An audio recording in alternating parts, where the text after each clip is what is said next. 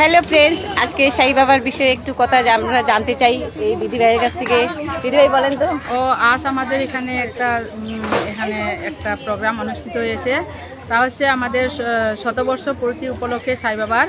তো আজকে আমাদের দোলবাগানে থাকবে কালচারাল প্রোগ্রাম হবে, তারপরে বিভিন্ন জাতির বিভিন্ন মানে অনুষ্ঠান হবে, এখানে থাকবে, আরতি হবে, ভোগ হবে। আজকে এই অনুষ্ঠানটি আজকে কত বছর পূর্ণ হলো? 100 বছর। হ্যাঁ, সাই বাবার 100 বছর পূর্ণ হলো। আমরা সবাই সাই বাবার চরণে শতকোটি প্রণাম করি।